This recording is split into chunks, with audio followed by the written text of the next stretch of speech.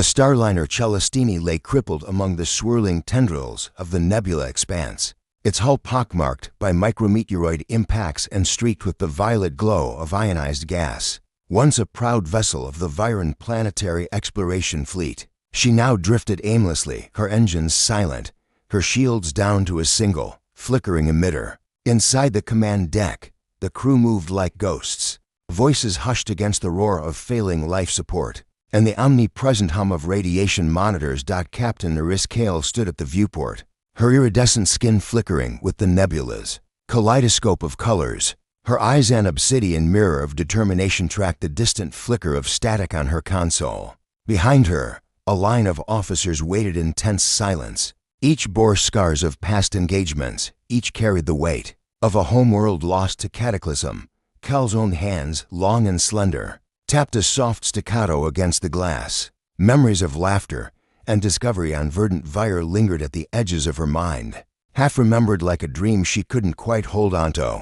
Report, she said without turning. Lieutenant Suraval, the chief communications officer, stepped forward. Her palms were slick with sweat. All frequencies, primary through quaternary, scanned and broadcast. No response, but cosmic background noise. Emergency reserves at 15% capacity. Captain. A low cough interrupted them. Dr. Linshu Vale, the ship's xenobiologist, rubbed the bridge of his nose. His once immaculate uniform was smeared with grease and medicant stains.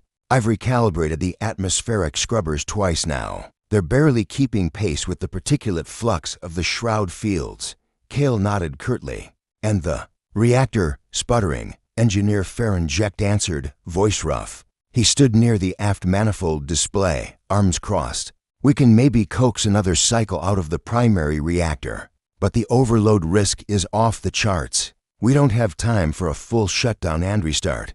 The lights dimmed, then brightened in a shuddering pulse as power rerouted from non-essential systems. A low klaxon sounded a final warning before oxygen levels would drop below safe thresholds. Kale inhaled, savoring the metallic tang of recycled air.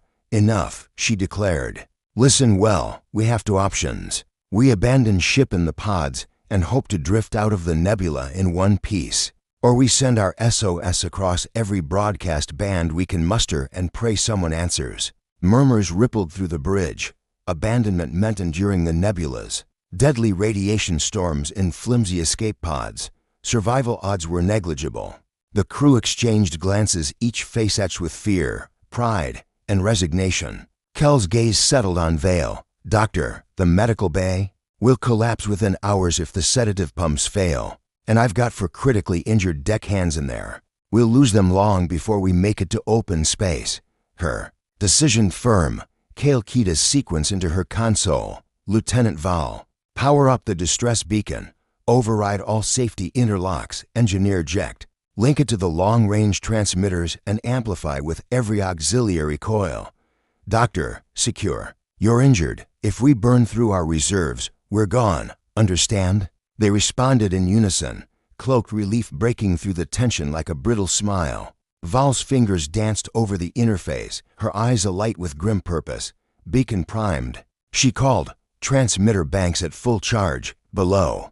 Decks, in a narrow corridor lined with service conduits and flashing hazard lights.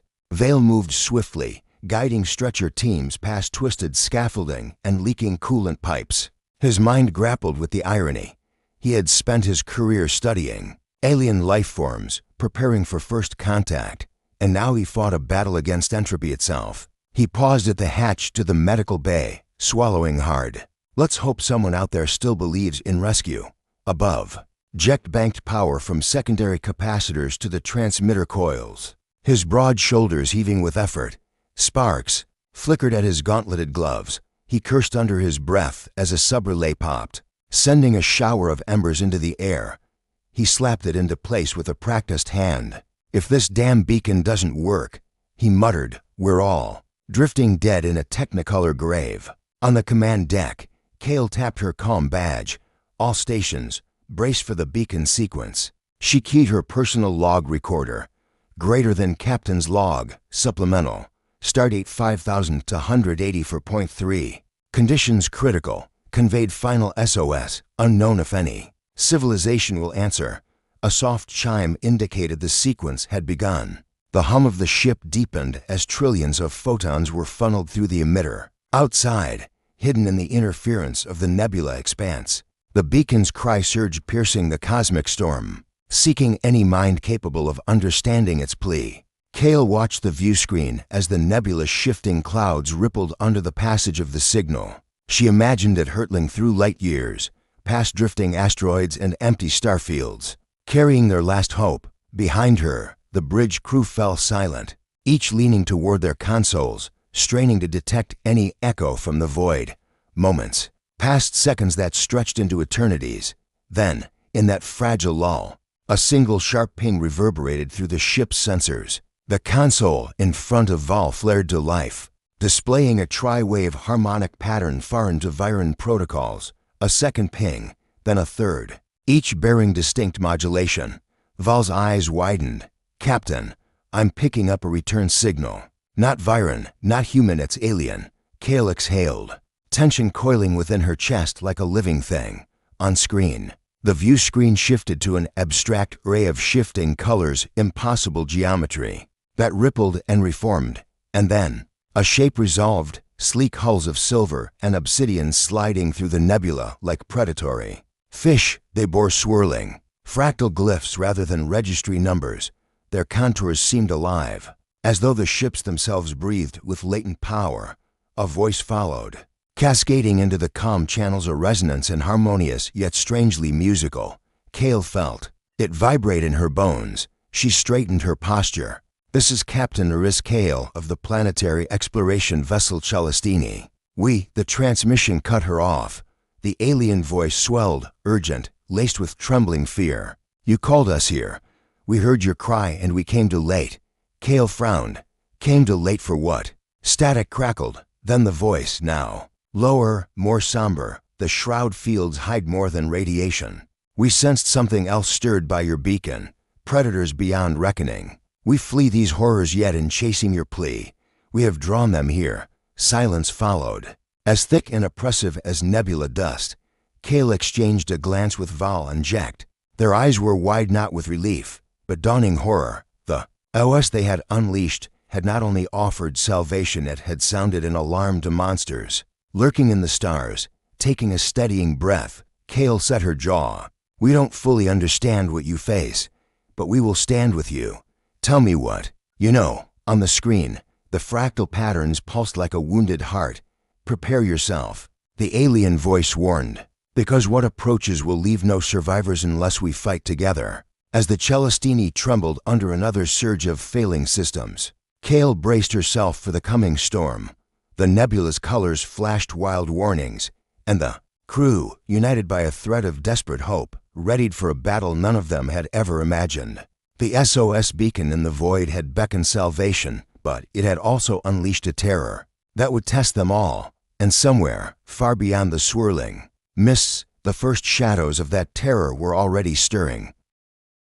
The corridors of the Celestini thrummed with anxious energy. In the moments since the alien fleet's silhouette had first coalesced on the screens, the bridge crew had scrambled for information, for plans, for any hope. Yet each new data point brought only more dread. The alien ships, the Vrixariso they called themselves, were far more numerous than the Celestine's scant sensors could resolve, and their panic was contagious. Captain Iris Kale remained at her station, eyes fixed on the holoscreen. A three-dimensional model of the nebula drifted before her, luminous tendrils of ionized gas, pockets of lethal radiation, and now a new symbol pulsing just beyond the shroud field's edge. "The converging signature of the Deathworlders. Report," she said, voice steady despite the turmoil twisting in her gut. Lieutenant Suraval leaned forward, fingers dancing. Over her console, multiple Vrixari vessels, cruisers, frigates, corvettes, all showing damage consistent with sustained radiation exposure and kinetic impacts. "Their shields are failing, and there are energy signatures moving toward us at sublight speeds. High mass, high velocity. I'm not detecting recognizable drive fields. They're sliding through the nebula like ghosts." Engineer Farron, Jecht's fists clenched the edge of the central console. You're telling me they're using some kind of inertial drive? No shields? They'll burn up in the shroud fields if they don't have shielding. He glanced at the redouts. Unless it's not the nebula that's killing them. Dr. Linshu Vale entered the bridge just then, his medical tricorder tucked under one arm. Captain, I've just received word from the Vrixari medical officer aboard the flagship. They've lost a quarter of their personnel to acute radiation. Sickness, burns, organ failure. But that's not the worst of it. He paused, as if collecting his courage. They're losing people to something else. Grievous injuries, massive internal trauma, exsanguination. No external wounds. It's as if something inside them is tearing them apart. A palpable silence fell. Kel's knuckles whitened on the railing. Internal trauma, she echoed. From what? The nebula. Vale shook his head. No, it's impossible. The radiation levels that cause burns don't produce explosive decompression. Their vessels remain at full integrity. And they've quarantined affected ships. They say patient zero always arises out of the main fleet. Not on the edge. It's as if there's a pathogen or a psychic shock. The Vrixari Admiral's transmission, fed through the comm link, crackled with a sorrowful resonance. Kale opened the channel. Admiral, report your situation. On the screen, the Admiral's fractal-etched visage shimmered. Its four eyes, arranged in an arc, glowed with unreadable emotion. Captain Kale, you must understand the price we have already paid for responding to your distress. The predators of Keralith, the Deathworlders, are not just beasts of flesh and bone. They manifest across frequencies of reality. Their presence warps matter, fractures minds. They breached our psychic shields first. Our souls screamed, then our bodies followed. Farron spat on the deck. Warped matter, psychic shields. We're talking Lovecraftian horrors here. Kale pressed her lips together. How much time do we have? Minutes, perhaps hours. They converge on this nexus. Our fleet is too broken to hold them back. The Admiral's fractal patterns flickered in sorrow. I regret the moment. We answered your cry. We believed ourselves to be saviors instead. We have delivered a plague of nightmares. A guttural roar echoed through the bridge, and the ship shuddered as if struck. Lights flickered. Alarms blared. Val's console flared red. Incoming debris field no. Subcraft signatures. Something small is skirting our shields. Coming. In fast, Kale sprang from her chair. Farron, reroute power to the point defense turrets. Line up, intercept vectors. Vale, stand by to receive casualties. Sura, send a priority distress to any friendly within range. If we can't stop this, maybe someone else will. As they scrambled, the first of the Deathworlder scouts, black obsidian skiff serrated with bone-like spines, screeched into sensor range. They darted around the Celestini like mechanical hornets, trailing sickly green luminescence that corroded the nebular gas around them. One grazed the hull. A shockwave rippled through the decks. Point defenses engaging. Jek's voice was hard steel. Flak cannons spat leaden shells that disintegrated on contact with the enemy craft, vaporizing them in showers of iridescent plasma. But for every skiff incinerated, two more emerged, dropping from the nebula's folds. On the view screen, the Vrixari fleet lurched under psychic assault. Their ships shuddered, fractal hulls cracking like drying mud, crew stations lit with panic warnings as ad hoc force fields flickered in and out. Incoming transmission from the flagship, Val announced. Admirals sending boarding grippers plans to merge our crews. The display split. On one side, lines of Vrixari Marines in bioceramic armor charging through compromised airlocks. On the other, Viren escape pods disgorging survivors. The two species converged in the cramped confines of the Celestine's lower decks, allies in chaos. Kel's boots pounded the corridor as she raced to the linkway. She rounded a corner to find Vrixari soldiers clutching wounded Virens. Corridor walls stained with green ichor from energy wounds. The air reeked of burning ozone and fear. She knelt beside a pale-skinned officer gasping for breath. Captain Kale, the officer rasped. Psychic, they invade the mind. I saw my own death before it happened. And then his voice cut off as his lungs spasmed. Vale swooped in, injecting a neon blue serum. The Vrixari convulsed, then lay still. They tried to warn us. He whispered, but not in time. Behind them, a Viren deckhand slumped against the bulkhead. eyes rolling back. Vale knelt to assess her, hands glowing with nanite swarms. Internal hemorrhaging. Psychic shockwave, most likely. She's barely conscious. A rumble beat through the corridor far deeper than any torpedo strike.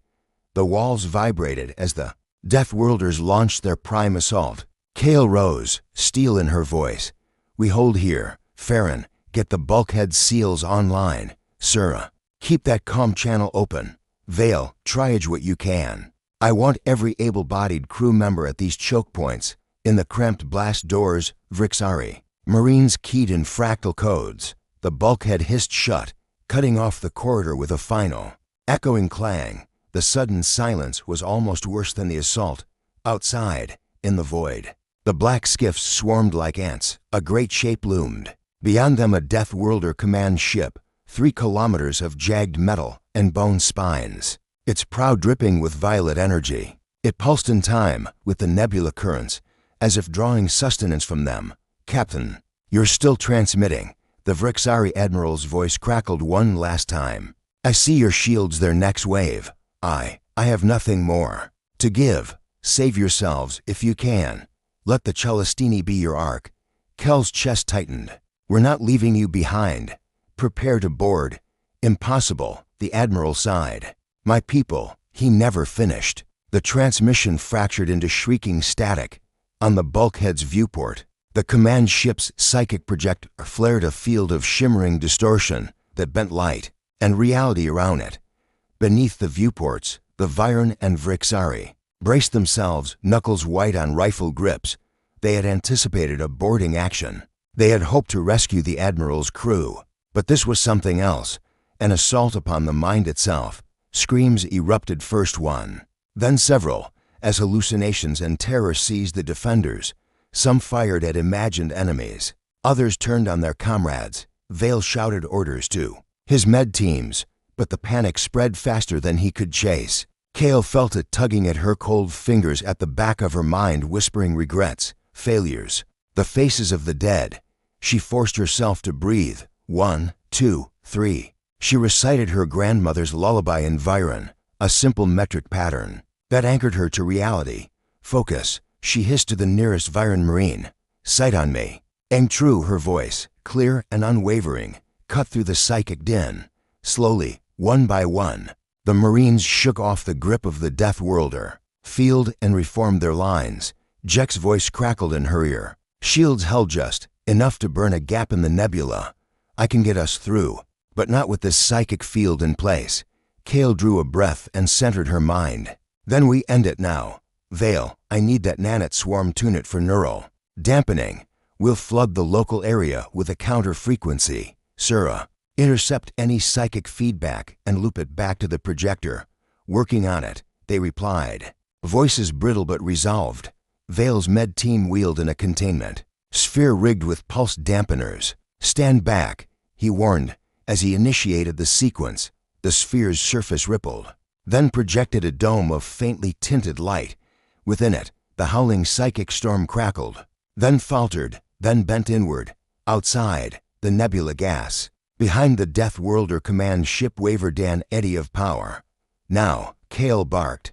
Jekt slammed an override, diverting full power to the ship's transmission coils. A signal swept outward, layers of modulated psionic code, amplified by the Celestine's remaining shields. The command ship lurched, its prow convulsing as if struck by an invisible hammer. The psychic field collapsed in on itself, like a dying star imploding. With a final, agonized shriek that echoed through space, the Deathworlder command ship recoiled, tearing a corridor through the nebula and dragging its skiff escorts after it.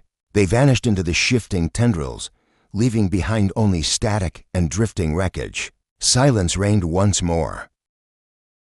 The Celestini drifted at the ragged edge of the shroud fields, its battered hull humming with emergency power. All around, the Vrixari fleet, once a proud armada of fractal-lit cruisers, crouched in the nebula's swirling mists like wounded beasts. Their hulls bore the scars of radiation burns and psychic assault, yet their crews clung stubbornly to life. In the makeshift command nexus carved out of the Celestine's auxiliary control room, Captain Eris Kale stood before a holomap, of the battlefield. Silver icons marked each Vrixari ship. A single green icon marked her own vessel. Beyond them, motioning into view like a living nightmare, the Deathworlder war fleet plowed through the nebula's coils. Jagged black warships, some longer than a mountain ridge, trailed sickly violet energy flickers that lanced the surrounding gas in pits of rotting color. Farron Jecht paced behind her, fists clenched. "They're here," he growled, throat rough with exhaustion, "and they're not holding back. Sensors say the lead dreadnought's psychic pulse is already carving a swath through our shields." Dr. Linshu Vale stood at Kel's other side, eyes narrowed against reflected light. "Survivors in the medical bay are in the grip of panic. The nanite dampeners we deployed after the last assault are failing, and the Deathworlder's psychic field is intensifying." Lieutenant Sura Val tapped at the comm console. "Our hunters are closing. 2 hours until the dreadnought is within weapons range. 12 hours until the rest of the fleet arrives in full strength. We can't outlast them here." Kale forced herself to breathe. "Then we don't outlast them. We hit them first." She traced a looping path on the holomap.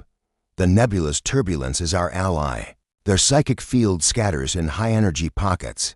Their gravitic drives stutter in the ionized gas. If we concentrate our fire on that lead dreadnought, cripple its projector array, we might break their formation." Jecht's lip curled. "We'll need a strike team aboard to target the Nexus core. Otherwise, their field regenerates faster than we can pump and damage." A holocom pinged an incoming secure channel from the Vrixari admiral. His fractal visage shimmered in the wavering holoprojector, for eyes flared with fatigue. "Your plan is bold, Captain, but you must know our people are weakened. Boarding operations against a psychic-armed behemoth border on suicide." Kale met his gaze unwavering. "We won't ask you to join us inside. We'll send one shuttled team my best and coordinate with your long-range cannons to keep them busy. It's our best shot at survival." The Admiral's fractal glyphs stuttered in resignation. "Then may the ancestors guide your souls." With that, his image dissolved into static. The strike team assembled in docking bay 4. Kale, Jecht, Vale, and a half-dozen hand-picked Marines from both species. Each carried a dual-purpose Warpack energy rifles rigged with psionic dampeners, magnetic grappling harpoons, and a satchel of nanite grenades primed to choke out the projector's psychic resonance. As the shuttle's hatch sealed, Kale glanced at her companions' faces. Vale's jaw was set. Jecht's eyes shimmered with grim determination. The Marines' grips on their weapons were white-knuckled but steady. "Remember," she said into the intercom, "we're not just here to die gloriously. We're here to win. Disable that projector, and their fleet is vulnerable. Return to the Celestini as soon as the core is offline." A final thrum of the grav drive, and the shuttle shot forward into the nebula's veils, leaving the battered cruiser behind.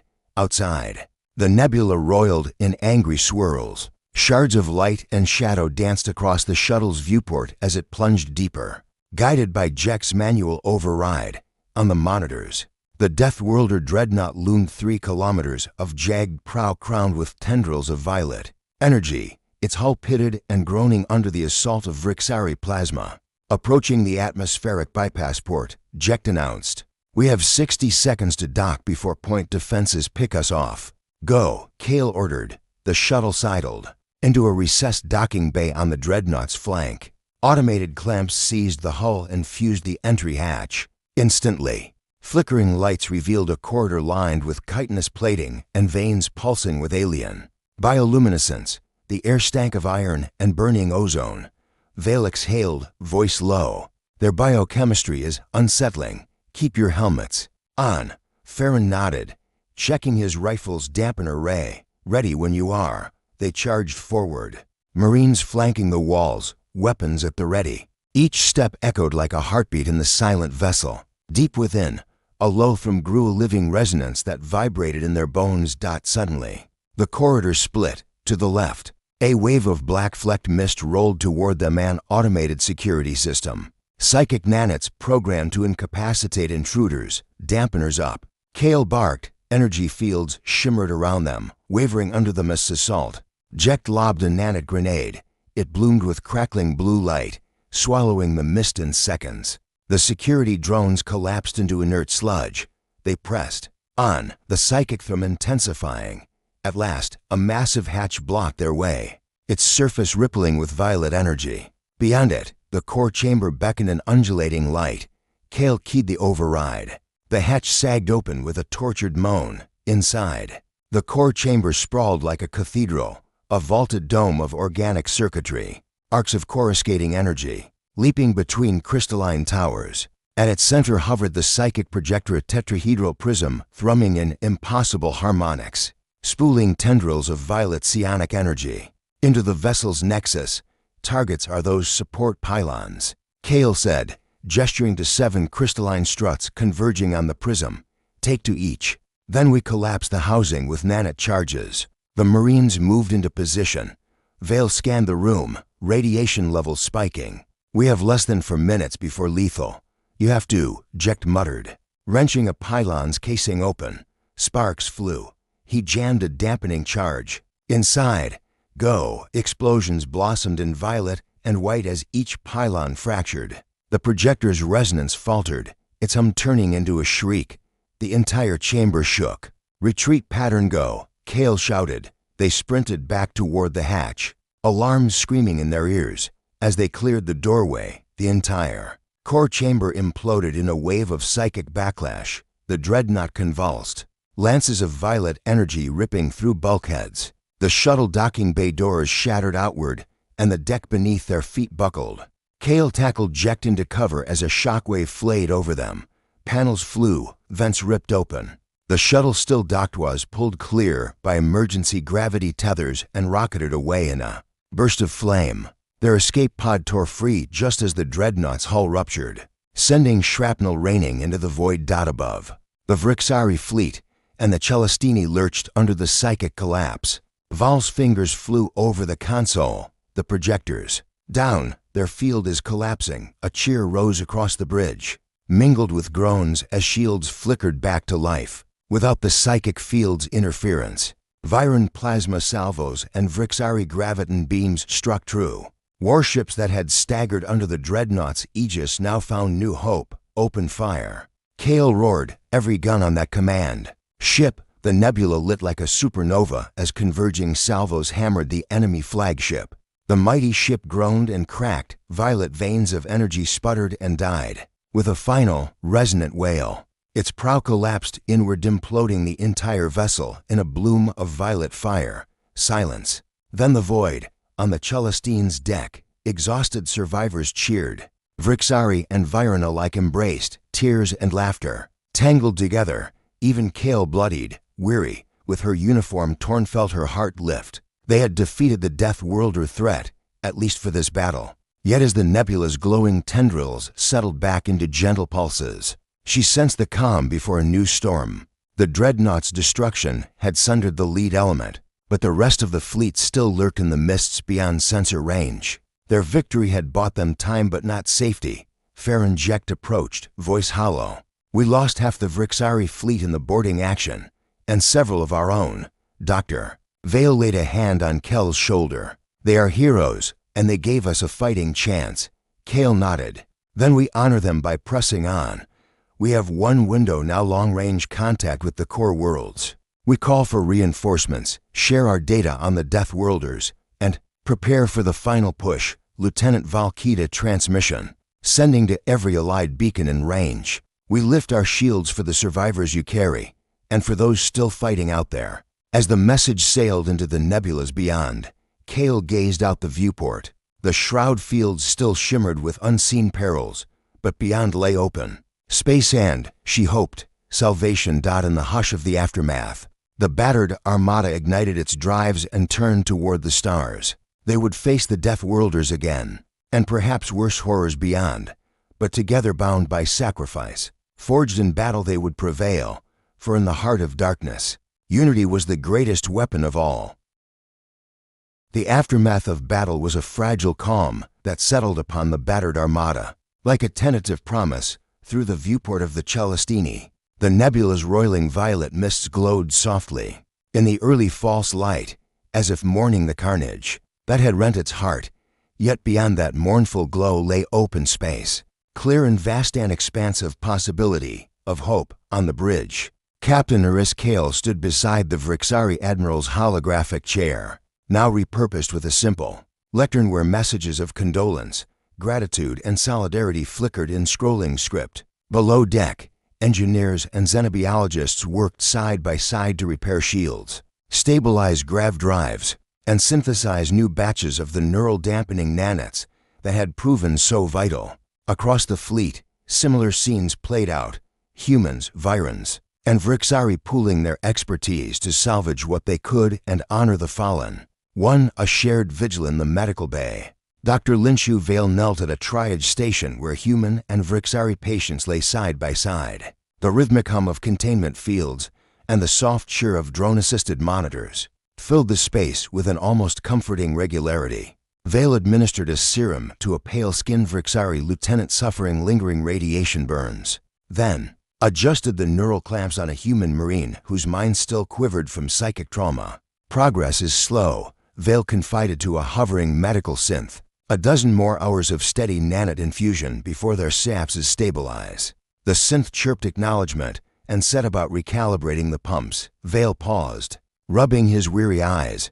He felt the weight of lives saved and the burden of those beyond saving. Down the corridor, Vrixari engineers labored to weld fractured hull plating, singing low fractal chants that resonated through the decks. Their voices, atonal to human ears, nonetheless carried a solemn beauty, a requiem for the lost, and a prayer for renewal. A group of Viran Marines joined in, their deep, resonant chorus merging with the Vrixari strains in an unexpected harmony. Kale, passing by, paused to listen. In that moment, species and history melted away, leaving only shared grief and shared resolve. Diplomatic dawn in the fleet's ad hoc council chamber once.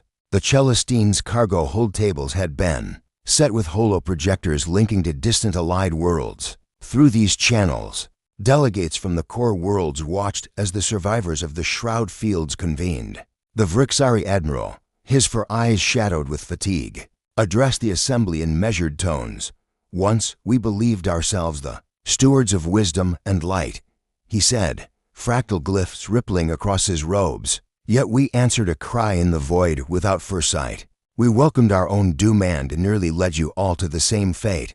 For that, we owe you our deepest regret and our profound gratitude. He gestured to Captain Kale, whose own uniform bore scorch marks and spatter from the final assault. This human captainer as Kale led a desperate boarding party to strike at the heart of the Deathworlder dreadnought. Her courage, and that of her Marines, turned the tide when hope had nearly died. A murmur of applause and holo flares greeted her as she stood and bowed her head. Kale cleared her throat.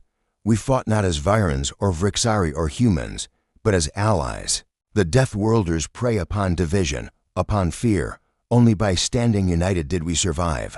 Let this alliance be built on that unity, on shared knowledge, shared defenses, and shared compassion. Representatives from the core worlds nodded gravely, their star maps and flags shimmering in the holo display. Commitments were made. Relief convoys of med ships and repair cruisers would penetrate as far as system boundaries allowed. Long-term research vessels would study the Deathworlders' psychic signatures. Military liaisons would establish joint protocols for future threats. 3. The cost of victory. Yet victory had its price. A roll call list flashed on the Council's main holoscreen. Names of the brave, who had fallen: Viran explorers, Vrixari engineers, human marines. Next to each name flickered a small fractal motif or spacefaring insignia. Kale pressed a hand to the cool hologlass. Eyes misting. Engineer Farron Jecht stood silently by her side. They lit a path for us, he said softly, voice laden with sorrow. We owe them safe passage, at least. Kale nodded. We will ensure their worlds remember their sacrifice. Memorial spires at the edge of the Shroud Fields. Those we lost will guide us, even in death. In the distance, Dr. Vale and a team of xenobiologists prepared to collect remains for proper burial rites at sea. Beneath the swirling gases of the nebula, Vrixari priests had designed crystalline ossuaries to preserve their dead in fractal matrices, while human chaplains carried simple urns of ash, a testament to life's fragility and hope's endurance. 4. Charts for tomorrow be the time the council adjourned. The last hololink flickered off. Kale lingered, studying the empty lectern. The nebula expanse stretched before her in the viewport, a tapestry of color and shadow. She tapped a control to bring up a star chart, vectors to the nearest allied rendezvous, courses to core world space lanes, even speculative routes through uncharted folds of the nebula that might yield new resources, new secrets. Lieutenant Val slipped in beside her. "You're plotting new courses already?" she teased, though her smile was weary. Kale returned the smile. "The question isn't whether we travel, it's where and who we become on the journey. The shroud fields changed us. We know now that the void is not empty, it listens." Val's eyes softened, and our alliance answers.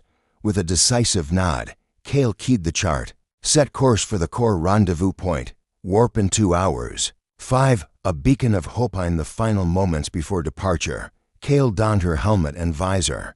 Drawing a deep breath of recycled air, the bridge crew gathered for a brief, silent salute and unspoken vow to press on. The Vrixari Admiral offered a low, resonant hum in lieu of words, and the humans returned the gesture with a steady hand across hearts.